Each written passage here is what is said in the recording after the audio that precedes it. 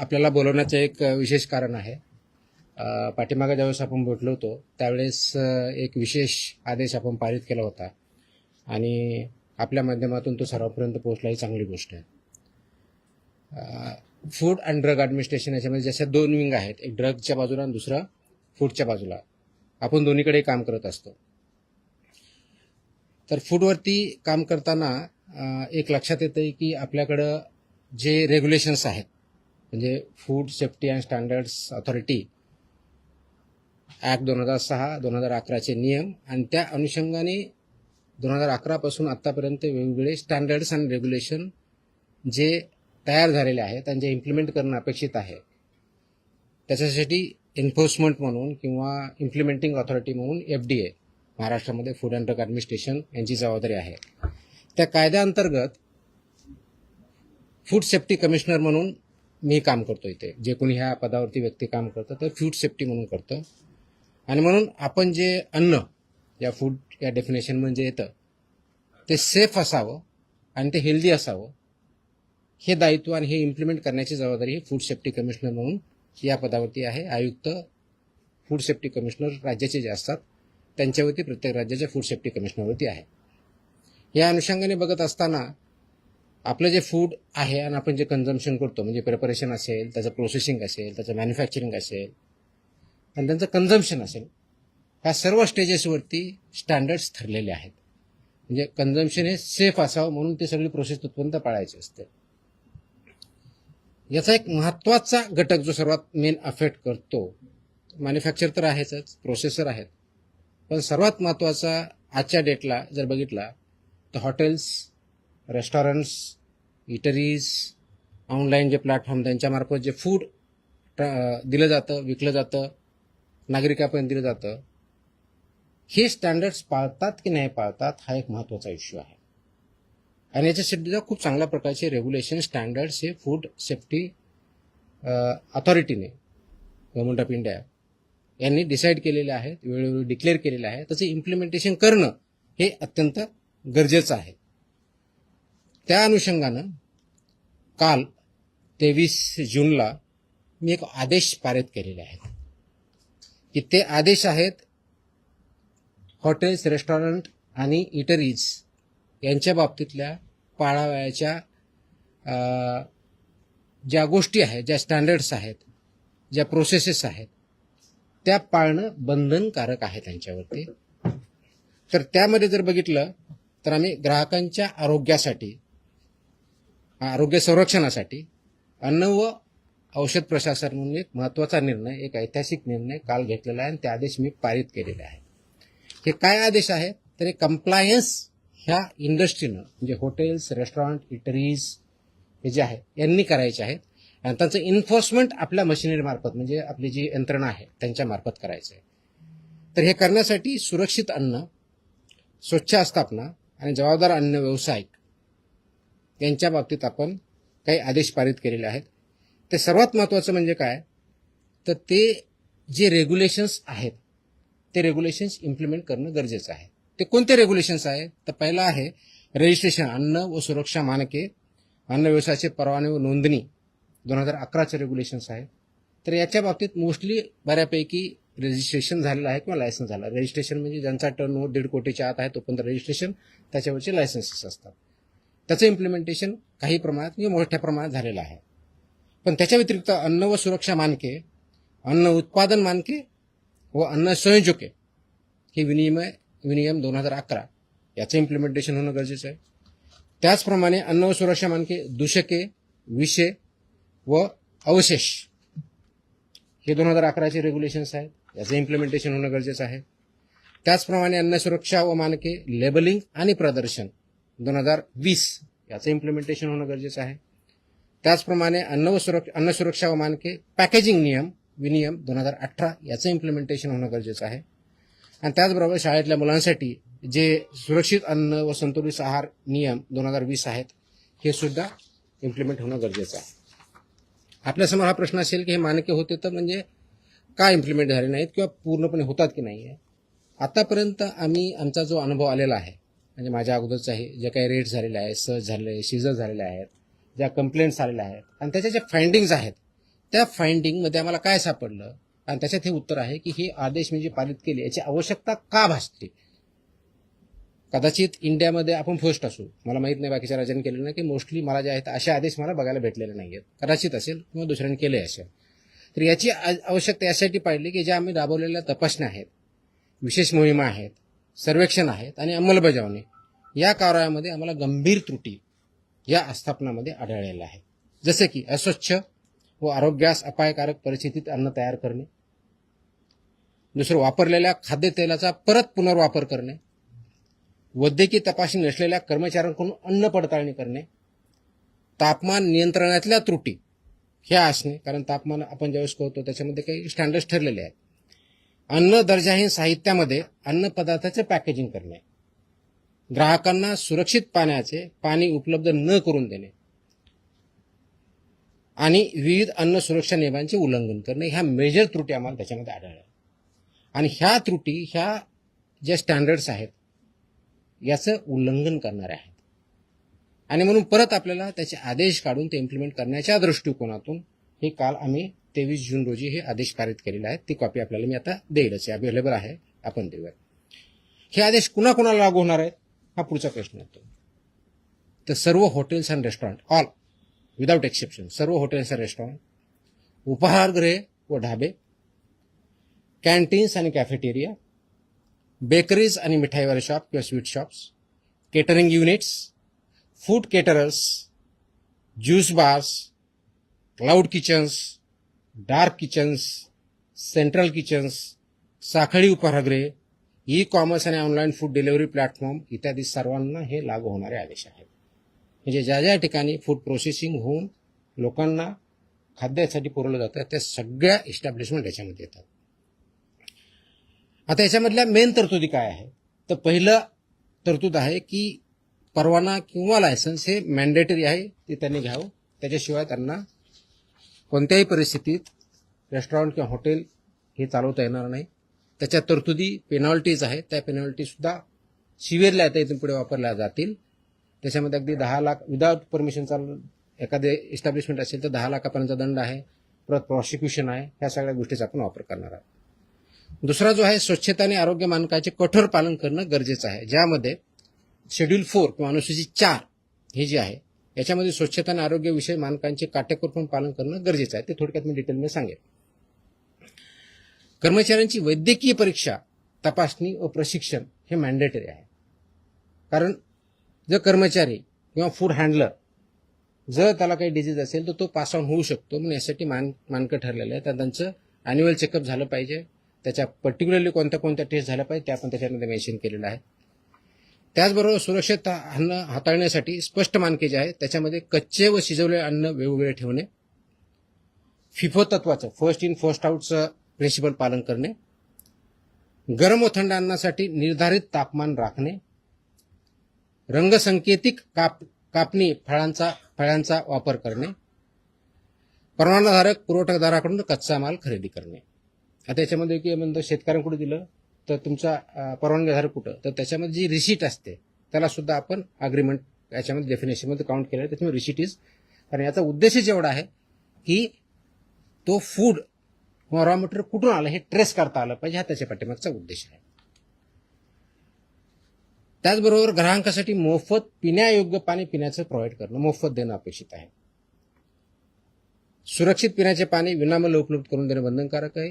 आमच्याकडे पिण्याचं नाही, फक्त बॉटल वॉटर आहे आणि ते पे विकत घ्यावं असं बंधनकारक करता येत नाही. इट विल बी व्हायलेशन आणि अशावरती आम्ही कारवाई करणार आहोत. तसे आम्ही त्याच्यावरती बोर्ड लावा असं मी त्यांना सांगितल्या आदेशामध्ये, त्यांना बोर्ड लावावे लागतील, त्याप्रमाणे करावं लागेल. आणि कुणी मागितलं त्यांना सांगावं लागेल की आमच्याकडे पोर्टेबल ड्रिंकेबल वॉटर आहे, ते तुम्ही पिऊ शकता. त्याच्यानंतर त्यांनी डिमांड केली तर त्यांना द्यावं. It's optional, it's not compulsory. त्याच्यामुळे ही पहिली गोष्ट करायची आहे. त्याचबरोबर मेनू लेबलिंग आणि पोषणची माहिती ही मॅन्डेटरी आहे. मेन्यूवरती लेबल व्यवस्थित पाहिजेत, त्याचं लेबलिंग व्यवस्थित पाहिजे. त्याच्यामध्ये उपाहारगृहांनी व केंद्रीय परवानाधारक आस्थापने मेन्यूमध्ये कॅलरी माहिती, पोषण मूल्य आणि ॲलर्जन माहिती प्रदर्शन करणं बंधनकारक आहे. तसंच वर्तमानपत्र किंवा छापील कागदात अन्न देता येणार नाही, हे प्रोहिबिटेड आहे, ते त्यांना देता येणार नाही. त्याचं कारण असं की अन्न दर्जा हे साहित्य, वर्तमानपत्रे किंवा छापील कागदपत्रे अन्नपदार्थ गुंडाळणे किंवा वाढणे यावर रेग्युलेशननुसार बंदी आहे. वापरलेल्या खाद्यतेलाचा पुनर्वापर करता येणार नाही, की रियूज बऱ्याच वेळेस करतात. तर फसायच्या ज्या रुको गाईडलाईन आहेत, RUC रुको गाईडलाईन्स आहेत, त्या गाईडलाईन्सचं इम्प्लिमेंटेशन करणं बंधनकारक आहे. आणि 25 TPO काय म्हणतो 20 त्याच्यावरती जर गेलं तर ते वापरता येत नाही. आता ठळकपणे आपल्या टेक्निकलच्या ऐवजी नॉर्मल भाषेत म्हणायचं तर त्या तळतानी किंवा तेल जे आहे हे ज्यावेळेस करतात त्यावेळेस फ्लेम्स येतात, तर ते 25% जास्त असतं. वास यायला लागला 25% वरतं असतं. काळं दिसायला लागलं 25% वरता, विच इज डेंजरस. त्याचे प्रिव्हेंट ते वापरताच येत नाही. ते करण्यासाठी एजन्सीज आहेत, त्यांना ते सेल करायचं आणि त्याने ते मार्केटच्या बाहेर न्यायचं आहे. एकाने कोणतरी विकायचं, दुसऱ्याकडे वापरायचं किंवा दुसरा यूज करणार त्याला द्यायचं, हे याच्यामध्ये बंधनकारक आहे. त्याच्यामुळे रुको गाईडलाईनचं सुद्धा इम्प्लिमेंटेशन करणं अपेक्षित आहे. 9वी गोष्ट आहे की ऑनलाईन विक्री होणाऱ्या अन्नपदार्थाबाबत परवाना क्रमांक प्रत्येक ठिकाणी लागेल, कॅलरीची माहिती लागेल, ॲलर्जींची माहिती लागेल आणि जेवढे त्यांचे किचन असेल तर प्रत्येक किचनला इंडिव्हिज्युअल परवानग्या त्यांना घ्यावा लागेल. मोठ्या ज्या आस्थापना आहेत, पर्टिक्युलरली 50 करोडच्या वरच्या ज्यांचा टर्नओव्हर आहे, त्यांनी फसाईच्या मान्यताप्राप्त ज्या संस्था यांच्यापर्यंत पासून हे ऑडिट बंधनकारक आहे, त्यांना ऑडिट करून घेणं. इयरली त्यांनी ते मॅन्डेटरी ऑडिट पूर्ण सगळ्या प्रोसेसेसचं हे करणं अपेक्षित आहे. ह्याही गोष्टी आपण करतोय. तर हे करण्यासाठी काय आवश्यकता आहे, तर हे करत असताना आमचा उद्देश या संस्थांना, हॉटेलधारकांना किंवा व्यावसायिकांना थ्रेट करणं नाही आहे. तर आमचा उद्देश आहे की प्रामाणिक व्यवसायांना संरक्षण द्यायचं आणि नियमन करणाऱ्यावरती कठोर कारवाई करायची, हा आमचा उद्देश आहे.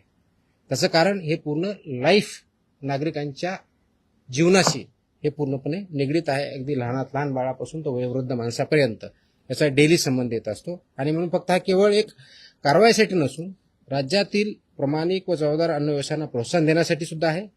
नियमांचे पालन करणाऱ्या आस्थापनांना ग्राहकांचा विश्वास वाढेल आणि संपूर्ण क्षेत्राची गुणवत्ता उंचावेल, हा त्याच्या पाठीमागचा उद्देश आहे. आणि हे जर केलं नाही तर 2006च्या कायद्यातल्या आणि त्या अनुषंगाने जे रेग्युलेशन्स आले त्याच्या दंडात्मक प्रोव्हिजन्स आपण त्याच्यामध्ये वापर करणार आहोत. ही विशेष मोहीम आम्ही आत्ता चालू करतोय, पण हे कायमस्वरूपी राहणार आहे. म्हणजे सुरुवात आतापासून करतोय, एक स्पेशल ड्राईव्ह म्हणून काम करतोय, पण ही कायमस्वरूपी 12 महिने चालणारे मोहीम असणार आहे. आणि हे पूर्ण महाराष्ट्रभर सर्व सहायुक्त, सर्व FSO, सर्व जॉईंट कमिशनर कालच आम्ही आदेश दिलेले आहेत. आज मी थोडीशी विषय घेऊन त्यांना सांगितलेलं पण आहे. तर स्वच्छतेपासून पिण्याच्या पाण्यापासून ते किचनपर्यंत सगळ्या गोष्टी होतील. हे करण्यासाठी कुणाला काही कंप्लेन आले तर आम्ही 4 त्यांना ऑप्शन्स दिलेले आहेत. आपला जो टोल फ्री नंबर आहे तो दिलेला आहे, फसाईचा टोल नंबर दिलेला आहे, फॉस्कॉस मोबाईल ॲप आहे आणि संबंधित कार्यालयात सुद्धा किंवा मेलच्या माध्यमातून सुद्धा आपल्याला यामध्ये कंप्लेन करता येईल, ह्या दृष्टिकोन बघतोय. आता थोडक्याच डिटेल्स, कारण आपल्याला थोडं टेक्निकल जर वाटलं असेल तर उदाहरणार्थ म्हणून तुम्हाला काही बाबी सांगतो की अन्न व्यवसाय चालकांची कर्तव्य जबाबदाऱ्या काय काय असाव्या, त्याच्यामध्ये गोष्टी दिलेल्या आहेत. तर त्या बाबतीत बघितलं तर आरोग्यविषयी पद्धतीचे पालन करणे करताना विनियम 2.1.2 आहे. याच्यामध्ये केटरिंग कशी करावी हे पण ठरलेलं आहे. कार्यालयासाठी उत्तम स्वच्छता उत्पादन पद्धती कशी असावी हे पण ठरलेलं आहे. प्रत्येक प्रयोगास लागू अशा तपशीलवार आवश्यकता अशा गाईडलाईन्स आहेत त्या पण ठरलेल्या आहेत. आता जस्ट एक तुम्हाला एक्झाम्पल घेऊन किचन कसं असावं याच्यामधील माहिती देतो. स्वयंपाकघर कसं असावं, सर्व अन्न तयार करण्यात येणाऱ्या ज्या आहेत त्या जागेच्या भिंती व फरशा ह्या टाईल्सच्या पाहिजेत. भिंत आणि फरशी म्हणजे खालची हे दोन्ही लागणार आहे. फक्त तुम्हाला खाली टाईल्स असून चालणार नाही, भिंतीला पण टाईल्स लागतात. त्या वॉशेबल असाव्या लागतात, कारण ते वॉश करता आलं पाहिजे. त्याच्यातून कोणत्याही प्रकारचं मिक्सचर होणार नाही, अडल्चरेशन होणार नाही किंवा पॉयझनस सबस्टन्सेस जाणार नाही, हे अपेक्षित आहे. ते अशोषक म्हणजे नॉन परमिएबल असावं, त्याच्यातून पाणी जाताना नाही हे बघावं लागणार आहे. त्याचबरोबर त्या धुण्यायोग्य असाव्यात हे असणं आहे. हे करताना पुरेशी हवा खेळती पाहिजे तिथं. यांत्रिक वायुविजन व निर्वातन प्रणाली बसवली पाहिजे, ज्याला एक्झॉस्ट आपण असं म्हणूया. त्याचबरोबर एक्झॉस्ट चिमणी असणं अपेक्षित आहे किंवा हुड खाली करावीत असेही अपेक्षित आहे.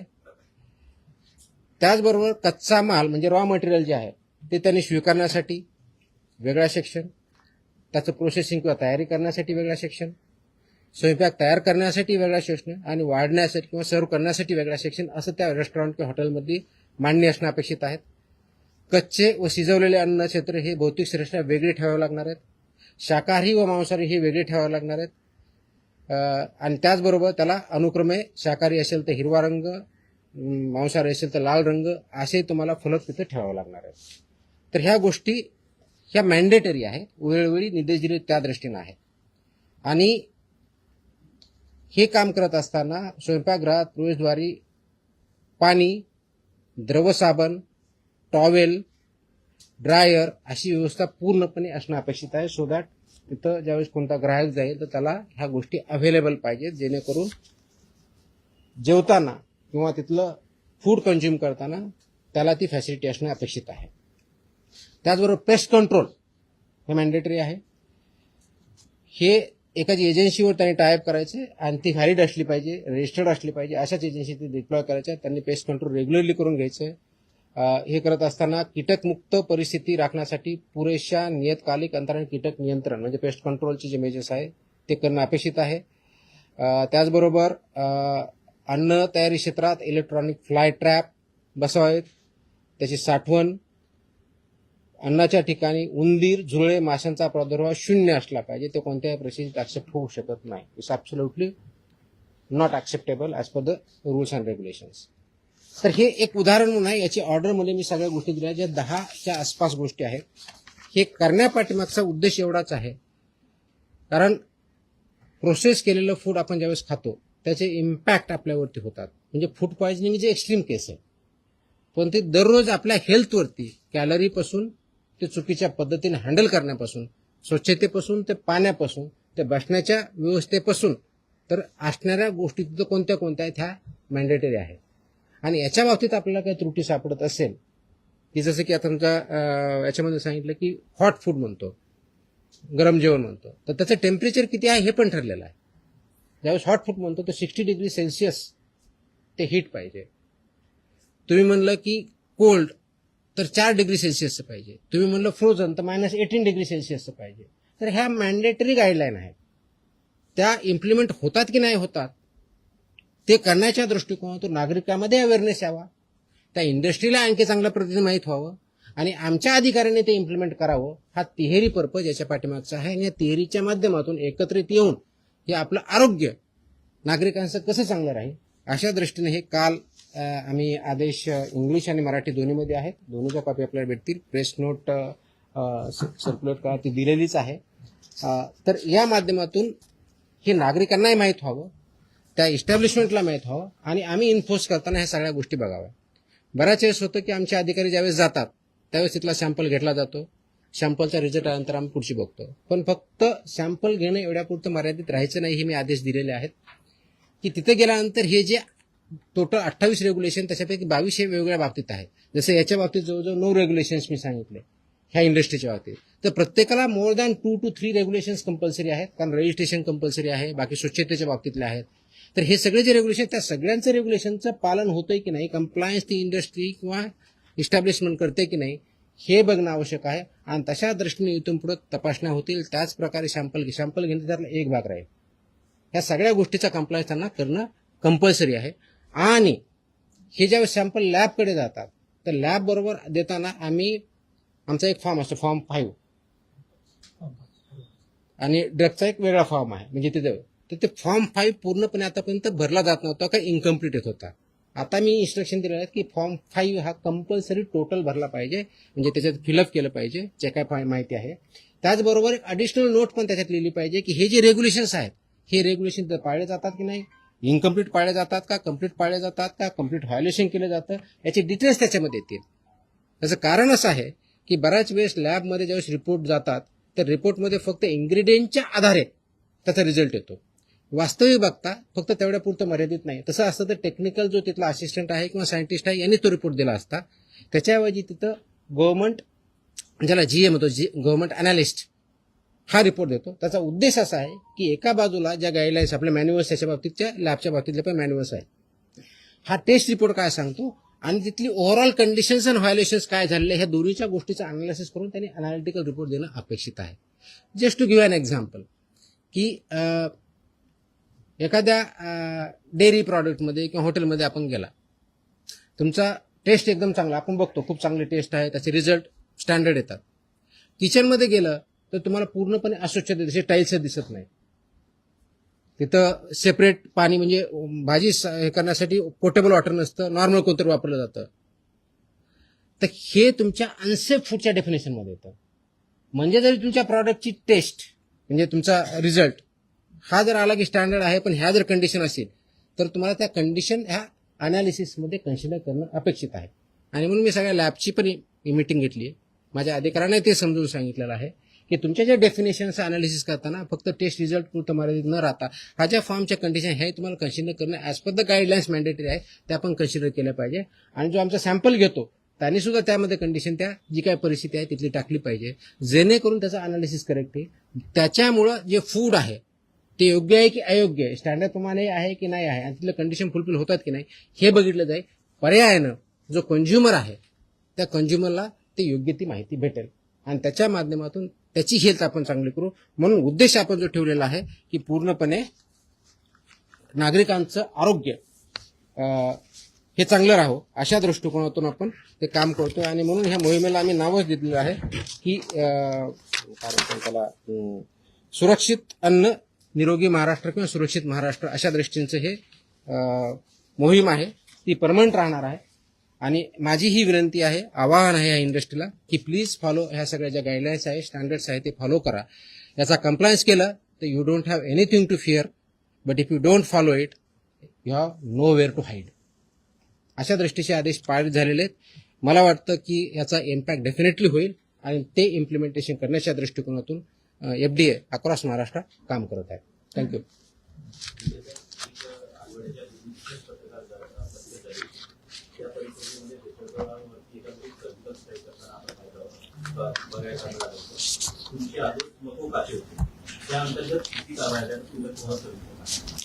मकोकाच्या गाईडलाईन्स माझे आदेश जर बघितले असतील तर त्याच्यामध्ये आपली प्रोसिजर दिलेली आहे. 1999चा जो कायदा आहे त्याच्यामध्ये 23ची प्रोसिजर पण दिलेली आहे.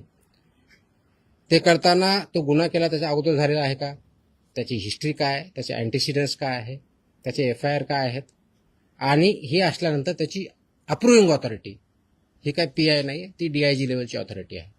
तर अशा काही 4-5 केसेस बिल्डअप झालेल्या आहेत. पण फायनल मकोका अजून त्याच्यावरती इन्व्होक झालेला नाही, कारण ते इन्व्हेस्टिगेशनचा मॅटर आहे.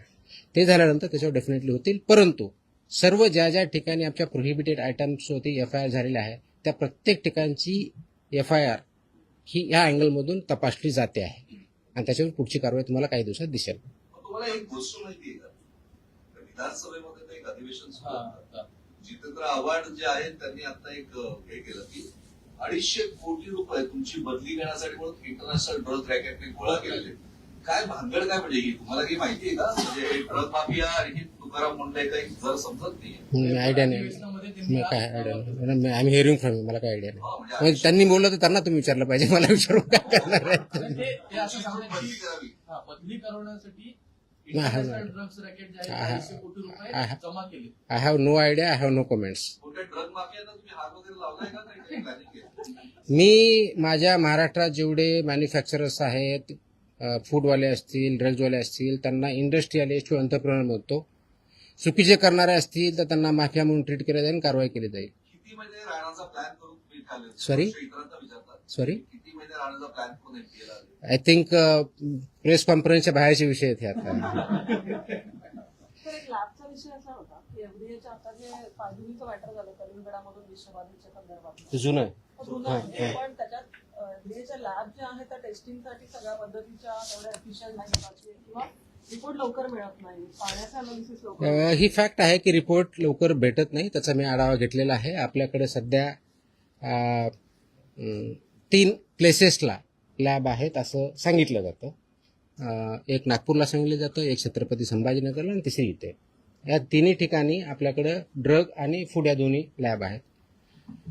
याचं थोडं करेक्शन आहे. ह्या 3 नाहीत, आपल्याकडे 5 लॅब आहेत. पहिली गोष्ट ह्या 3 आहेत, प्लस पब्लिक हेल्थ लॅबोरेटरी पुण्याला आहे आणि BMC कडे आपले एक स्टेट फूड लॅबोरेटरी अशा 5 लॅब आहेत. येतोय त्याच्याकडे. प्रेस कॉन्फरन्सचा विषय म्हणून विचारतो. विचार ते बोलतोय, मी तेच बोलतोय. याच्यामध्ये जे सॅम्पल घेतले जातात, जेवढी मॅनपॉवर आहे, जेवढे इक्विपमेंट आहेत, ते आयडियल आहे का, त्याचं उत्तर नाही आहे. ते इम्प्रूव्ह करावं लागेल. ते विल डू. त्याचा प्लॅन आहे, त्याच्यावरती आपण काम करतोय. परंतु आजच्या डेटला जेवढे सॅम्पल घेतले जातात आणि जे आम्ही एका वर्षभरासाठी आम्ही प्लॅन करतो त्यासाठी घेतले जातील, त्याच्या मोस्ट ऑफ द टेस्टसाठी हे सफिशियंट आहे. जर आपण व्यवस्थितपणे त्याचा वापर केला तर हे मात्र मी सांगू शकतो आजच्या डेटला, कारण मी तो आढावा घेतला, त्याच्या आधारे बोलतो. काही मॅनपॉवर 1-2 महिन्यापूर्वी जॉईन झालेली तिथं नवीन, त्याच्यामुळे त्याची कपॅसिटी वाढलेली आहे. कपॅसिटीपेक्षा एफिशियन्सीचा प्रश्न जास्त आलेला आहे आणि ती एफिशियन्सी कशी वाढवायची याच्यावरती आमचं काम चालू आहे. मे मधले रिझल्ट तुम्हाला, जूनमधले रिझल्ट, आता जो महिना आहे, याचे सॅम्पल केलेले टेस्ट हे अगोदरच्या महिन्यापेक्षा बऱ्याच पटीने वाढलेले तुम्हाला दिसतील. क्वालिटीवरती काम चालू आहे, स्पीडवरती चालू आहे, एफिशियन्सीवरती चालू आहे. थोडेसे मॅनेजमेंटचे issue, we are sorting it out. आणि एका वर्षभरामध्ये आणखी चांगलं इक्विपमेंट, ज्याला हाय एंड इक्विपमेंट म्हणतात, HEE, ते इन्स्टॉल करण्याची आमची तयारी आहे. प्लस 4 ठिकाणी पैकी 3 ठिकाणचं बांधकाम पूर्ण झालेलं आहे शिविलवर. तिथं आपल्याला चालू कसं करता येईल हे बघूया. त्याच्यामध्ये यवतमाळचं एक आहे, आय थिंक नाशिकचं दुसरं आहे, तिसरं पुण्याची एक आहे आणि पेन या ठिकाणी कामकाज चालू व्हायचं आहे. त्याच्यामुळे त्याचं काम चालू आहे, पण ते स्पीडअप आपण करतोय. आणि सो दॅट मॉडेल आणि आयडियल लॅब्स कशा राहतील या दृष्टीनं याच्यावरती आपण काम करतोय. एक विचारायचं होतं, विधानसभेत सुद्धा तुमच्या चर्चा सुरू आहे. नरहरीजीवर म्हणतात की तुमचं काम चांगलं आहे, बदलीचा प्रश्नच नाहीये. सुधीर मुनगंटीवार म्हणाले की तुमच्या नावातला जो टी आहे त्याचा अर्थ टायगर आहे. आणि अर्जुन खोतकर असं म्हणाले की तुमच्या जीवाला काहीतरी धोका आहे, तर तुम्हाला संरक्षण द्यावेची त्यांची मागणी. तुमचं काही बोलणं झालं सरकारशी? पटलावर या सर्व गोष्टी तुमच्या संदर्भातले नाही, माझं याच्याबद्दल कुणाशीही काही बोलणं झालं, मी तुमच्याकडूनच ऐकतोय. पण संरक्षणाची गरज तुम्हाला आहे की नाही याची काही तुम्ही मागणी केली? मी नाही अशी मागणी केली. का बरं तुमच्यावर नाही का अधिवेशन सध्या? आता हे मी कसं उत्तर देऊ त्याचं? अधिवेशनात काय बोलावं हा त्यांचा प्रिरॉगेटिव्ह आहे, त्याचं मी कसं बोलणार? तुम्ही जे बोलतायत त्यांना विचारा, मला विचारून काय ते उत्तर भेटेल? नाही, माझी काही चर्चा नाही. नाही, फक्त याच्या बाबतीत आपण जे थ्रेटच्या बाबतीत कदाचित मला आज हे कळलं की कुणीतरी एक फेसबुकवरती व्हिडिओ आहे, काहीतरी त्यांनी शिव्या दिल्यात वगैरे वगैरे काही केलं, त्यांना पोलिसांनी कारवाई पण केली आहे माझ्यामध्ये. तसंच आय थिंक औरंगाबादला छत्रपती संभाजीनगर जिल्ह्यामध्ये आपल्या पथकावरती अटॅक करण्याचाही प्रयत्न केला, तर त्याच्यावरती सुद्धा अरेस्ट इमिजिएटली झाली. मी स्वतः DGPशी बोललो होतो, DGPनी तिथल्या CPना सांगून इमिजिएटली कारवाई पण केली. हे इन्फोर्समेंट आहे. इन्फोर्समेंट ज्यावेळेस येतं, कुणी इलिगल ज्यावेळेस काम करतं, तर everybody has to abide by rule of law. माझं म्हणणं कायद्याचं राज्य आहे, कायद्याच्या राज्याप्रमाणे चाललं पाहिजे सर्वांनी. मला सर्वांना कायदा लागू होतो. याच्यात कुणी जर त्याच्यात पळवाटा काढण्याचा प्रयत्न करत असेल, माझ्या ज्युरिडिक्शन किंवा माझ्या अधिकाराला कुणी थ्रेट करत असेल, तर law will take its course, will not spare anybody. हे मात्र मी 100% सांगू शकतो. हे मात्र 100% आहे. तर त्याच्यावरती कोणत्या पद्धतीचं कॉम्प्रोमाइज केलं जाणार नाही. आणि म्हणून बघितलंच आहे, मोकोकासारखा सुद्धा कायदा आपण इन्व्होक का केला, तर जर एखादा आयटम 2012ला प्रोहिबिट झाला आणि तो जर भेटत असेल तर it's in a way not correct. आणि ते करण्याच्या दृष्टिकोनातून आहे. आज जशी ही जी आज ऑर्डर काल काढले, अशा पुढच्या दृष्टिकोनातून बऱ्याच अजून ऑर्डर यायच्या आहेत. त्याच्यावरती काम चालू आहे आणि त्या प्रत्येक सेक्टर वाईज येतील आणि त्याचा इम्पॅक्ट सोसायटीवरती ॲट लार्ज होणार आहे. आणि ते करण्याच्या दृष्टीनंच आम्ही काम करतोय, होलिस्टिक दृष्टिकोन करतोय. कोणी वाईट किंवा चांगल्या दृष्टिकोन, ही इंडस्ट्री आहे, एंटरप्राइज आहे, GDP ग्रोथ होणं गरजेचं आहे, त्याचे त्यांचं कॉन्ट्रीब्युशन आहे, पण ते as per the rules and regulation झालं पाहिजे, कायद्यानुसार झालं पाहिजे. कायद्याचं व्हायोलेशन करून कुणी पैसे कमवण्याचा प्रयत्न करत असेल, कुणी थ्रेटन करून किंवा ब्लॅकमेल करण्याचा प्रयत्न असेल, तर they will not be spare. This much I can say. एक पुढचाच प्रश्न होता. मुंबईची जर कल्चर आपण पाहिलं तर काही वर्षांपूर्वी, 15-1 वर्षांपूर्वी स्टेपल फूड वडापाव, गेल्या काही 10 वर्षांमध्ये ते बदलून तुम्हाला एव्हरी कुठेही गेला तरी तुम्हाला इडली वडा हा मिळतो. आणि त्याचा मेन सोर्स जो आहे तो धारावीतून येतो. आणि ते धारावीतून काही फॅक्टरीज असतात, ते घरगुती असतात आणि ते कलेक्टिव्ह होऊन मुंबईत वाटली जातात. ते तुम्ही कसं काय फिगर आउट? सगळ्याच ठिकाणी मी जर सांगितलं की 1.5 कोटीच्या खालची जी असे रजिस्ट्रेशन आपण देतो, त्याच्या गाईडलाईन्स माझ्या ज्या ऑर्डरमध्ये बघितलं, शेड्यूल आम्ही लावलेलं की त्यांनी काय काय करणं अपेक्षित आहे. जिथं गायडन्स पाहिजे आम्ही गायडन्स पण करायला तयार आहेत. आमचे अधिकारी जाऊन गायडन्स करतील, ट्रेनिंग देतील, हे इम्प्लिमेंटेशन करायचे यासाठी आहे की हा प्रश्न फक्त एका युनिटचा किंवा एका माणसाचा किंवा एका हॉटेलचा किंवा एका रेस्टॉरंटचा नाही आहे. हा पूर्ण 13 कोटी जनता जी आहे त्या सगळ्यांचा प्रश्न आहे. आणि हे डिपेंडंट ऑन इच अदर आहेत. म्हणजे आपल्याला हॉटेल पण पाहिजे, इटरीज पण पाहिजेत आणि कंझ्युमर पण पाहिजेत. पण हे सगळं करताना जे स्टँडर्ड्स आहेत, मानके आहेत, त्यानुसार चाललं पाहिजे. ते बऱ्याच लोकांना माहीत पण नाही.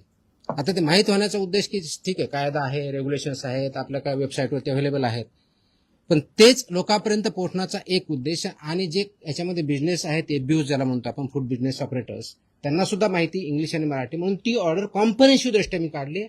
आणि नाही केलं तर त्याचे कंप्लायन्सची पेनॉल्टीज तुम्हाला जस्ट आपल्या माहितीसाठी म्हणून एक थोडक्यात तो मला एक सांगायचं होता पण विसरून गेला. तर याच्यामध्ये जर बघितलं तर एक आहे की दंड, खटला व शिक्षा हे एक प्रोव्हिजन याच्या पानावरती दिलेलं आहे. त्याच्यामध्ये काय आहे, फॉर एक्झाम्पल असुरक्षित अन्न जर असेल, आरोग्यास हानिकारक जे ठरलेलं, तर मृत्यू झाला तर 7 वर्षापेक्षा कमी नाही व आजन्म कारावासापर्यंत एवढी सजा त्याच्यामध्ये आहे. आणि 10 लाख रुपये दंड. हे अनसेफ फूड. आता अनसेफ फूडची डेफिनेशन मी आता थोडक्यात तुम्हाला सांगितली. अस्वच्छता आली तर अनसेफ फूड येऊ शकतं. दुसरं, गंभीर दुखापत झाली, इंजरी झाली, तर 6 वर्षापर्यंत कारावास आणि 5 लाखापर्यंतचा दंड आहे. गंभीर नसलेली दुखापत झाल्यास 1 वर्षापर्यंतचा कारावास आणि 3 लाखपर्यंतचा दंड आहे. दुखापत न झाल्यास 3 महिन्यापर्यंतचा कारावास व 3 लाख रुपयापर्यंतचा दंड आहे. त्याचबरोबर आता जो एक मुद्दा आला आहे की अधिकाऱ्यांचं काय, तर अन्न सुरक्षा अधिकाऱ्यास, ज्याला FSO म्हणतो, जो बेसिक ऑथॉरिटी आहे, अडथळा अथवा त्याची तोतयागिरी कुणी केली तर त्याला 3 महिन्यापर्यंतचा कारावास आणि 1 लाख रुपयापर्यंतचा दंड, हे त्याच्यामधलं प्रोव्हिजन आहे. हे तर मला कारावासाच्या बाबतीत सांगितले. फक्त दंडनीय अपराधाच्या बाबतीत काय, दिशाभूल करणारी जाहिरात, आता खोटा दावा 10 लाखापर्यंत दंड. वैध परवानाशिवाय व्यवसाय करणे 10 लाखापर्यंत, विदाऊट लायसन्स 10 लाख रुपयाचा दंड. अवमानक म्हणजे सबस्टँडर्ड अन्न उत्पादन, साठवण, विक्री अथवा सेवा 5 लाख रुपयाचा दंड. चुकीचे नामकरण असलेले, ज्याला मिसलेबलिंग म्हणतो, ते 3 लाख रुपयापर्यंत दंड. प्राधिकृत अधिकाऱ्यांच्या निर्देशांचे पालन न करणे 2 लाखापर्यंतचा दंड. अन्नाची अस्वच्छ अथवा अनारोग्यकारक प्रक्रिया व तयारी 1 लाखापर्यंतचा दंड. आता हे कायद्यात आहे, रेग्युलेशन्समध्ये आहे. कदाचित इम्प्लिमेंटेशन एवढे स्ट्रिक्टली झाले नसतील, बट इथून पुढे 100% होतील. आणि त्याचा परिणाम आपल्या ह्या इंडस्ट्रीवरती, हेल्थवरती अल्टिमेटली होईल. जे आपल्याला आपण जे कॅम्पेन घेतलेलं आहे की safe food, safe drug, safe Maharashtra, तर सेफ फूडच्या पार्टमधला हा एक पार्ट आहे. त्या दृष्टिकोनातून आपण काम हा करतो. मी स्पेसिफिकली विचारला यासाठी कारण की फक्त धारावी हे आपण रजिस्टर्ड आस्थापनांबद्दल बोलतोय. धारावी असेल किंवा मुंबईत ठिकठिकाणी जर आपण पाहिलं तर स्लम पण नाही, आपण कुठे गेलो तरी रस्त्यावरती स्टॉल लावतात, पण ते जे अन्न शिजवतात ते त्यांच्या घरी शिजवतात आणि ते काय रजिस्टर्ड असतं तसं नाही, पण त्यांच्यावरती पण ते पण रडारवरती असणार. ऑफकोर्स सगळेच मी सांगितलं, सगळ्या आस्थापना याच्यामध्ये काम करतात, त्या सगळ्या आल्या. मग ते जर घरी बनवत असेल तर घरची स्वच्छता व्यवस्थित पाहिजे आणि तिथं जे विकतात तिथे पण ते व्यवस्थितपणे पाहिजे. तर हे स्टँडर्ड त्यांना पाळावं लागतील. त्यांना अवेअरनेस पाहिजे, तर अवेअरनेस रजिस्ट्रेशन म्हणजे 1.5 कोटीपर्यंत रजिस्ट्रेशन असतं. 1.5 कोटीच्या वरती टर्नओव्हर असलेलं लायसन्स असतं, मॅन्डेटरी. लायसन नसेल तर मग कारवाई. हो ना. सुरुवात झाली. आपल्याकडे जवळजवळ 11.5 लाख लायसन्स होल्डर किंवा रजिस्टर्ड आहेत महाराष्ट्रात. म्हणजे टोटल याच्यामधले, त्याच्यामधले फूड याच्यामध्ये 4-4.5 लाखाच्या आसपास आहेत. म्हणजे it's not a small number, it's a biggest number in India. बरोबर ना. जवळजवळ 4-4.5 लाख आपल्या फूड बिझनेस ऑपरेटर जे फूड सेक्टरमध्ये काम करतात तेवढेच आहे. त्याचा स्मॉल नंबर नाही आपल्याकडे आणि तो वाढतोय. म्हणजे 31 मार्चला आम्ही आकडा बघितला तर अराउंड 11,30,000 होता, आता 11,61,000च्या आसपास गेलेला आहे. Yes please. पावसाला सुरुवात झाली. अनेक मुंबईसारख्या ठिकाणी खाऊ गल्ल्या आहेत ज्या अस्वच्छ असतात. दुर्गंधीयुक्त ठिकाणी बऱ्याचदा खाद्यपदार्थ विक्री केले आहेत, त्यांच्या नोंदणी देखील नसतात. अशा खाऊ गल्ल्यांवरती कसं नियंत्रण मिळतं? आता जे सांगितलं त्याचे सगळे रेग्युलेशन इम्प्लिमेंट करायचे. आपण स्पेशल दरवर्षी आपण पावसाळ्याच्या अगोदरची मोहीम घ्यायचो, पण ते थोडंफार असायचं. तर ह्याच्यामुळे मी कॉम्प्रिहेन्सिव्ह आदेश परमनंटली काढलेले आहेत. हे आपण करणारच आहोत. माझी एक दुसरी विनंती आपल्या माध्यमातून सर्वांना, की आपण जे अन्न सेवन करतो ना ते सेफ आहे की नाही हे थोडं बघावं. आपल्याला फक्त रस्त्याने जाताना फक्त कन्व्हिनियन्ससाठी गाडीतून उतरलं की काहीतरी गडबड आहे मग खातो ना, त्याचे परिणाम खूप बेकार होतात. तो सेफ आहे की नाही पहिलं तर बघा. ते रेस्टॉरंट वगैरे रजिस्टर्ड आहे की नाही, त्याच्यावरती मॅन्डेटरी आहे. समोर दरवाजाला त्यांनी रजिस्ट्रेशनचं सर्टिफिकेट लावणं मॅन्डेटरी आहे. नसेल तर ते आम्हाला कळवा, आम्ही तशी कारवाई करू. म्हणजे जेणेकरून तिथं तुमच्या आरोग्यात तुम्ही पैसे घेऊन ते अन्न खाताय तर तुमच्या आरोग्यावरती त्याचा परिणाम विपरीत होऊ नये. तो चांगल्या दृष्टीने व्हावा हे जर करायचे थोडी काळजी घेतली पाहिजे. तर स्ट्रीट फूड जरी असलं तरी ते व्यवस्थित आहे की नाही हे सुद्धा आपण पाहणं बंधनकारक आहे. त्याच्यामुळं सेलर जसे आहेत तसे कंझ्युमर आहेत. जे डिमांड आहे तसे सप्लाय आहे. तर सप्लायर जरी असले आणि डिमांड नसेल तर ऑटोमॅटिकली ते बंद होईल. तर डिमांड करणाऱ्याने सुद्धा त्यांचा अवेअरनेस वाढावा, त्यांनी सुद्धा काम करावं, ॲज अ कंझ्युमर सुद्धा आपण बघावं. ह्या दृष्टिकोनाने सुद्धा हे आदेश वाढा. आम्ही वेबसाईटला टाकतो, आपल्या माध्यमातून तो जाईलच. तर हे वाचले तर बऱ्याच गोष्टी क्लिअर होतील की यांच्याकडे काय पाहिजे. त्या तोही याच्या माध्यमाचा एक उद्देश आहे की जेणेकरून ॲज अ कंझ्युमर म्हणून आपण त्या गोष्टी पाळल्या पाहिजे. मुंबई आणि उपनगरामध्ये सॉरी मुंबई आणि उपनगरामधल्या वस्त्यांमध्ये जी मोठी हॉटेल्स आहेत, म्हणजे व्हेज असेल, रेस्टॉरंट असतील, बार असतील, त्या सगळ्या ठिकाणी तशी दुर्गतीच आहे आणि तिथे कायद्याची व्यवस्था नसते किंवा आपले डोळे तर ह्या सगळ्यांना तुम्ही आयडेंटिफाय कसे करता? आपले सर्वे असतात, सर्वेलन्स आपण घेत असतो. म्हणजे आपले अधिकारी वेगळे जातात. आपल्याकडे एक तर माहिती कंप्लेंटचा मार्फत एक होते, दुसरं आपण स्वतः सर्वेलन्स घेतो आणि तिसरं आपण एन्फोर्समेंट असे तिन्ही कॅटेगरीतून आपण बघतो. आपल्याला अशी काही माहिती असेल सांगा, आम्ही व्हेरीफाय करू, कारवाई करू. टॉयलेट बाथरूम संदर्भात काय काय आहे त्याच्यात आहेत ते सगळे आहेत सगळ्या गोष्टी आहेत कंप्लेंट.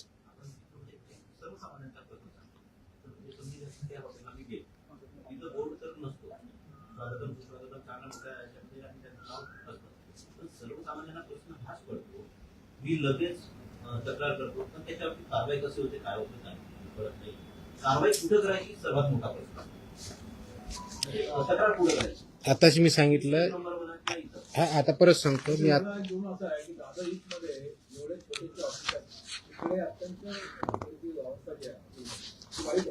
करू आम्ही सगळे जे कोणते असतील सगळ्यावरती करू, काहीच अडचण नाही. ही अवस्था सगळ्या ठिकाणी आहे, पण दादा कंप्लेंटच्या बाबतीत मी सांगितलं आपल्याला 4 ऑप्शन दिलेले आहेत आणि काही दिवसामध्ये पुढच्या आठवड्यापासून आम्ही एक आता आजच आम्ही टेस्ट केलेली आहे, वेब लिंक तयार केलेली आहे. त्याच्यामुळे तुम्हाला त्याच्यावर डाउनलोड केले की मोबाईलवरून करता येईल, एवढी व्यवस्था केली. पण त्याला एक 8-1 दिवस लागतील आणखी, कारण ते टेस्टिंग अधिकारी टेस्टिंग करतायत, त्याच्यावरती ट्रायल चालू आहे, ड्राय रन चालू सध्या. एक 8-1 दिवसामध्ये ते पण लागेल. आपल्याला हेल्पलाईन म्हणजे ज्याला टोल फ्री नंबर आहे 1800-222-365 हा आमचा इथला आहे. टोल फ्री नंबर 24 तास चालू असतो, आपल्याला 24 तासमध्ये ते देतात. फसाईचा टोल फ्री नंबर आहे 1800-114-000 याच्यावरती आपण करू शकता.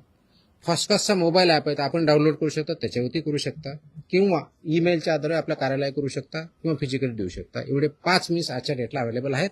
आणि 6वा जो आपला जो वेब लिंक करतोय पुढच्या 1 आठवड्यामध्ये येईल. कारण हे जे आहेत हे मोस्टली आपल्याला फूडसाठी अवेलेबल आहे. ड्रग्ससाठी जर करायचे असेल त्यासाठी वेगळं नाही, म्हणून आम्ही ते वेब लिंक करतोय. मोबाईलवर डाउनलोड केली की ते AI इनेबल्ड आहे, त्याच्यामुळे तुम्हाला तो प्रश्न विचारणार काय ते करत जाणार आणि त्या दृष्टीनं म्हणजे बोलता येतं किंवा टाईप करता येतं, दोन्ही ऑप्शन आम्ही देणार आहोत, जेणेकरून ते आमच्यापर्यंत येईल. आम्ही ते ऑटोमॅटिक असाइन करू आणि त्याचा डॅशबोर्ड मला पण बघता येईल, त्या अधिकाऱ्याला बघता येईल, किती आल्या, कुणाकडे गेल्या, किती पेंडिंग आहे, किती दिवसापासून पेंडिंग आहे. Everything will be there. It is there. We are establishing the system. त्या संदर्भात तुम्ही खूप मोठी कारवाई करत आहात, तर त्या संदर्भात काही माहिती द्या की किती जणांवर याचा कारवाई झाली, किती जण. मला वाटलं आज खूप जास्त होईल. माझ्याकडे डेटा आहे, उद्या तुम्हाला त्याच्याबद्दलची 1 महिन्यामध्ये जेवढ्या कारवाया झाल्यात, कारण उद्या 1 महिना पूर्ण होतो, त्या दृष्टीने परिपूर्ण नोट गुटख्याच्या बाबतीतली असेल, नॉन गुटख्याच्या बाबतीतली असेल, ड्रग्सच्या बाबतीतली असेल, आणि ते मेजर आकडा आहे, मी देईल. सॉरी अरे यार, लास्ट टाइम आपने वो ही वायरल, कि मुझे हिंदी अच्छी नहीं, वही वायरल हो गया आपने.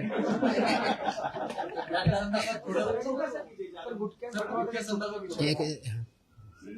पान देतात, पण या पान टक्क्यांवरती उत्तम आहे ते अशी पानं मिळतात, त्यांनी नशा किमान वगैरे वापरलं जातं. इन फ्युचर त्याच्यावरती पण तुम्ही कारवाई करणार आहात. नाही, कसं असतं, 50-200 रुपयांना ते पानं मिळतात. पानाला बॅन नाही आहे, गुटख्याला बॅन आहे. आपण त्यातला कंटेंट म्हणतो. ते आम्ही तपासून असं आमच्याकडे आलं तर आम्ही ते व्हेरीफाय करतो, त्याच्यात सापडलं तेही कारवाई करतो. सी अल्टी कंटेंट काय हे बघावं लागणार आहे. तर कंटेंट त्याच्यात सापडला तर डेफिनेटली होईल त्याच्यावरती कारवाई. कंटेंट सापडलं तर होईलच. Sir, till date, how many food business operators are not yet licensed and registered? ये कैसे पता चलेगा लाइसेंस नहीं है करके? लाइसेंस मैं बता रहा हूँ, लाइसेंस मेरे महाराष्ट्र में टोटल 11,61,000 लाइसेंस और रजिस्टर्ड FBOs है. महाराष्ट्र की बात कर रहा हूँ. Last 13 years. But अभी अवेयरनेस क्रिएट नहीं होता है, अभी लाइसेंसिंग और रजिस्ट्रेशन बढ़ रहा है, चालू है ना, ऑनलाइन ही है. How many people are still like 80% हो चुका है? फिर ऐसे कैसे बता पाएंगे? वो मेरे पास एस्टिमेट होता तो सब नहीं कर लेता मैं. एस्टिमेट कितना बाकी है कैसे बोल सकते हैं? तो जो इन्फॉर्मेशन आएगी, अवेयरनेस क्रिएट उतना बढ़ते जाएगा. हा. फूड मध्ये फूड पॉइझनिंग हा मुद्दा आहे. खिचडीमध्ये असेल किंवा हॉटेलमध्ये असेल, हा आता खूप क्रुशियल आहे. आणि Yes. वरचेवर होतो. म्हणजे Yes. लोकांना 2-1 दिवस पोटात दुखतं, मग लोकांना वाटतं की आपण बरे झालो, पण खूप सिरियस कंडिशन आहे. येस. तर त्याच्या ज्या टेस्टिंगची जी मेथॉडॉलॉजी आहे, त्या पद्धतीने आपण फूड पॉइझनिंग अशी काही टेस्टिंग नसेल. शेवटी फूड टेस्ट करायचं असतं आणि ते वेगळे टेस्ट असतात. त्या टेस्ट आपल्याकडे अवेलेबल असायला पाहिजेत. ते आपण करतो.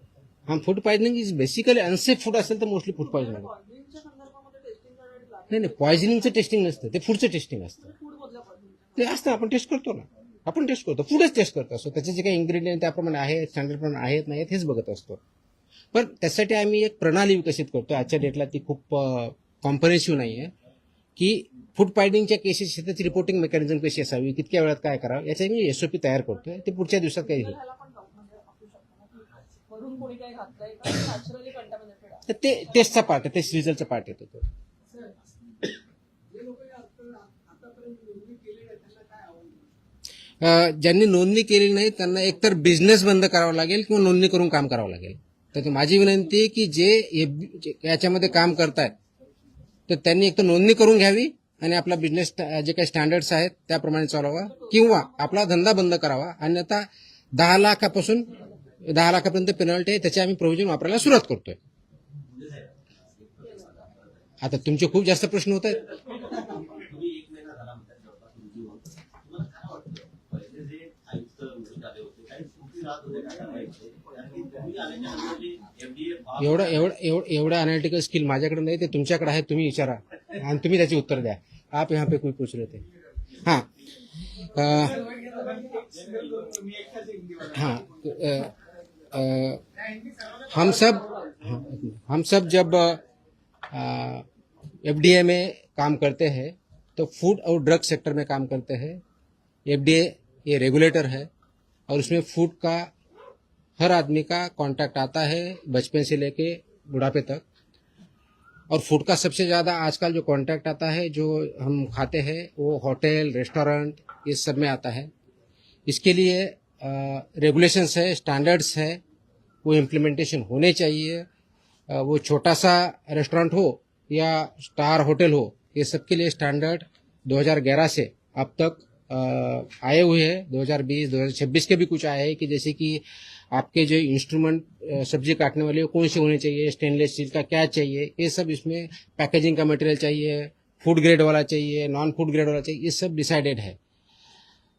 लेकिन हमने जो महाराष्ट्र में पाया है कि जो हम सर्वेलेंस करते हैं, इन्फोर्समेंट एक्टिविटी लेते हैं, जो कंप्लेन आते हैं वो हम चेक करते हैं, तो उसमें काफ़ी हद तक ये वायलेशन पाए गए हैं कि जो फूड स्टैंडर्ड्स है अलग अलग उसका पालन नहीं किया जाता है. वो जो फूड स्टैंडर्ड्स है वो सेफ्टी के हिसाब से हो, सैनिटेशन के हिसाब से हो, वहाँ के फूड हैंडलर्स हो, वाटर बॉटल की मतलब पानी फ्री में जो पोर्टेबल देना चाहिए वो हो, या लाइसेंस नहीं है या लाइसेंस वहाँ दिखाया नहीं जाता ये हो, ये सब के जो रेगुलेशंस हो इम्प्लीमेंटेशन करना जरूरी है. इसलिए 23 जून को कल मैंने as a food safety commissioner Maharashtra बोल के कुछ आदेश पारित किए हैं. ये that is regarding hotels restaurants and eateries. इन्होंने जो स्टैंडर्ड्स इम्प्लीमेंट करना है उसके हिसाब से हमने किए हैं. ये जो कंप्लाई नहीं करेगा उनके ऊपर सख्त कार्रवाई ये फसाई के जो रेगुलेशंस है और उसके अंदर जो स्टैंडर्ड्स है उसके हिसाब से की जाएगी. जैसे फॉर एग्जांपल अगर कोई अनरजिस्टर्ड या अनलाइसेंस भी वो काम कर रहा है तो उसको 10 लाख तक की पेनल्टी है. अनसेफ फूड अगर कोई बना रहा है, प्रोसेस कर रहा है या सेल कर रहा है तो उनको लाइफ इम्प्रिजनमेंट तक और 10 लाख तक पेनल्टी हो सकती है. इसका इम्प्लीमेंटेशन इसके आगे बहुत सख्त तरीके से होगा. ये मेरी विनंती है, मेरा एक आह्वान है कि जो इंडस्ट्री इसमें है सबने इसका कंप्लायंस करना चाहिए. और मेरे ऑफिसर को मैंने सख्त ताकीद दी है कि ये सब इम्प्लीमेंटेशन कंप्लीट होगा, कॉम्प्रिहेंसिव होगा. अब तक जाके सिर्फ सैंपल लेके जो आते थे उतना नहीं होगा. उसके सिवा सब जितने रेगुलेशंस है वो सब रेगुलेशन इम्प्लीमेंट हो रहे कि नहीं हो रहे उसका रिपोर्ट सैंपल के साथ आएगा और उसी हिसाब से सैंपल का टेस्टिंग भी होगा, रिजल्ट भी होगा. इसका उद्देश्य है कि जो जेन्युइन बिजनेसेस है उनको कोई फियर करने की जरूरत नहीं है, डरने की जरूरत नहीं है. जो नॉन जेन्युइन है उनको बिल्कुल डरने की छुपने के लिए जगह भी नहीं मिलेगी. इसका अंतिम उद्देश्य है कि जो ह्यूमंस है, ये सिटीजन्स है महाराष्ट्र के और बाहर से जो यहाँ आते हैं वो जो फूड खाते हैं वो फूड पूरा तरीके से सेफ हो, सिक्योर हो, जिसकी वजह से आपकी हेल्थ अच्छी रहे, इम्प्रूव हो, ना कि उसके वजह से आपको फूड पॉइजनिंग या आप उसके वजह से आपको पता नहीं, इसकी वजह से उसका आपका एडवर्स इम्पैक्ट हो। इसीलिए ये आदेश जारी किए हैं, इसका इम्प्लीमेंटेशन चालू हो चुका है। ई कॉमर्स वाले हैं जो सब ई कॉमर्स भी आया, प्लेटफॉर्म भी आया, डार्क किचन भी आया, चेन वाले भी आए, सब इसमें आए हैं। आपको जो ऑर्डर है उसमें लिखा है। अब तक कितने सर्टिफिकेट दिए गए मतलब उसको लेकर महाराष्ट्र गवर्नमेंट? अब तक एफबीओ के टोटल लगभग 11,60,000 के आसपास लाइसेंस रजिस्टर्ड एफबीओज है। उसमें से जो food industry particularly hotel restaurants इसमें जो है तो 4 लाख से ज़्यादा है, तो काफ़ी बड़ा नंबर है। लेकिन उसमें हम काम करेंगे, कंप्लायंस करेंगे और लोगों की हेल्थ बढ़ाएंगे। It's already started, it's already in existence. So that's what we have taken a special drive. वो कल से चालू होगा स्पेशल ड्राइव इंस्पेक्शन का, उसमें से भी देखा जाएगा। सो मेरा ये मानना है कि जो इसमें कंप्लाई कर रहे हैं उनको कोई जरूरत नहीं है, जो कंप्लाई नहीं करे प्लीज कंप्लाई करे, तब तक आपका जो भी बिजनेस है बंद रखे, कंप्लाई करके आपका चालू करें।